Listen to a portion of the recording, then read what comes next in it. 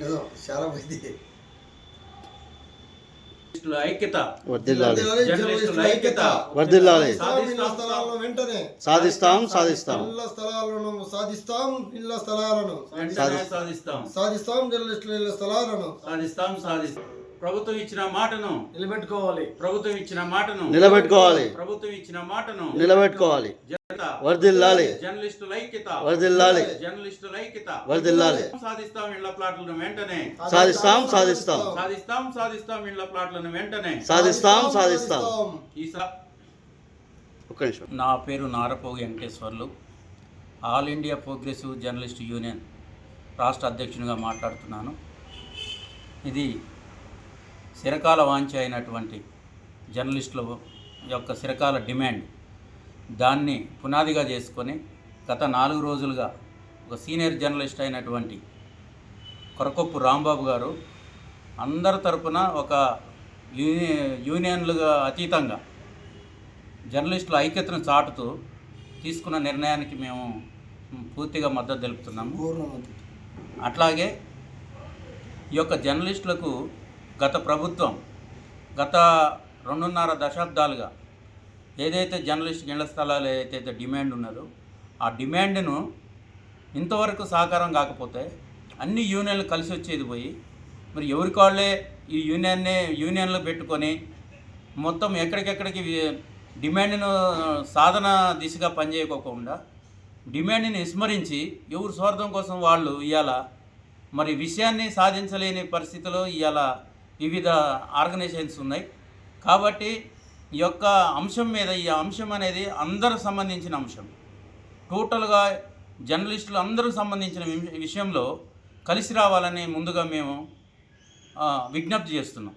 All సంఘాలకు ఇవాళ సెలవు రోజు అయినా కానీ ఒక్కడిక్కడ దీక్షకు పూనుకుంటే 4వ రోజు మరి తాళం వేసి మరీ అన్యాయం మరీ ఇంత దౌర్భాగ్యంగా తాళం వేసి ఉంటే గోడ దిగొచ్చి ఇవాళ దీక్ష పూనుకోవటం జరిగింది.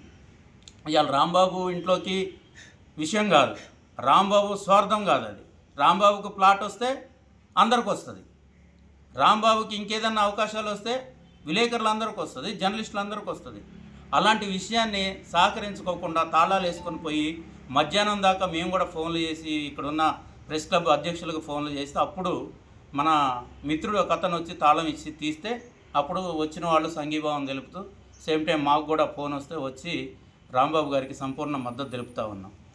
అట్లాగే గత ప్రభుత్వం 23 ఎకరాల చిల్లర మరి ల్యాండ్ను సొసైటీకి ఒప్పజెప్పే క్రమంలో ఎంతో రిస్క్ చేసి ఆ ప్రభుత్వము ఒక దగ్గరికి తీసుకొచ్చి అందరికీ అక్కడ ఒక టోనింగ్ చేసే పరిస్థితిలో కూడా వర్క్ జరిగింది.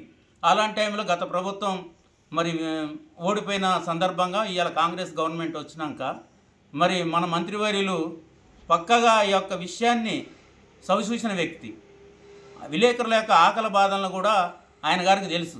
గత ప్రభుత్వం ఉన్నప్పుడు సొంతంగా వాళ్ళు ఇవ్వకపోతే ఒక మాట చెప్పండి మీరు, నేను దగ్గరుండి విలేకరులకి నేను ప్లాట్లు ఇస్తానని చెప్పి ఎన్నికల ముందు శపథం చేయడం జరిగింది. ఆ యొక్క క్లిప్పింగ్స్ కూడా ఉన్నాయి. అలాంటి పరిస్థితుల్లో అదే వాయిస్ సంబంధించిన ఆ మంత్రి గారు ఏదైతే హామీ ఇచ్చిండో అదే మంత్రి ఇవాళ ఈ శాఖకు ప్రజెంట్ మంత్రిగా పనిచేస్తుండు. మనం చేసినప్పుడు మరి ఆ వాగ్దానాన్ని నిలబెట్టుకోవాల్సిన అవసరం ఎంతైనా ఉంది. అలాంటి పరిస్థితులు ఇవాళ విలేకరులు చిన్న పేద కుటుంబాలు ఇవాళ జర్నలిజం చేసుకుంటూ తన కుటుంబాలను గడపడం చాలా కష్టంగా ఉన్నది. ఇలా కిరాయి ఇళ్లలో వండుకుంటూ కిరాయిలు కట్టుకోలేని పరిస్థితుల్లో ఆరోగ్యం మరి సహకరించిన పరిస్థితుల్లో చాలామంది విలేకరులు ఉన్నారు. అలాంటి పరిస్థితుల్లో గూడైనా ఉంటే వాళ్ళకి కనీసము ఒక అర్థం ఉంటుందని చెప్పేసి ఈరోజు నేను మరి ప్రభుత్వానికి విజ్ఞప్తి చేస్తున్నాను. అట్లాగే 23 ఎకరాలు ఏదైతే మరి అలాట్మెంట్ ఉన్నదో ఆ 23 ఎకరాల చిల్లర్ని ఇవాళ ఇప్పుడున్న ప్రభుత్వం సంబంధిత మంత్రి గారు తప్పకుండా ఆ విషయంలో చొరవ తీసుకొని మరి వీలైనంత తొందరగా తప్పకుండా నిన్న కూడా అసెంబ్లీలో మాట్లాడారు మంత్రి గారు. మరి అసెంబ్లీలో మాట్లాడిన హామీలను నిలబెట్టుకొని ప్రథమంగా ఖమ్మం జిల్లా వాస్తవ్యుడు కాబట్టి ఈ మంత్రి గారు మాకు గనక ఈ టైంలో మాకు గనక మరి ఇండ్లు ఇస్తే నెక్స్ట్ టర్మ్ కూడా ఆయనే మాకు కృతజ్ఞతగా ఉంటాడని తెలియజేస్తూ ఈ యొక్క రాంబాబు గారు చేసే ఈ యొక్క దీక్షకు, నిరాహార దీక్షకు సంపూర్ణ మా ఆర్గనైజేషన్ నుంచి సంపూర్ణ మద్దతు తెలియజేస్తున్నామని డిమాండ్ చేస్తున్నాం.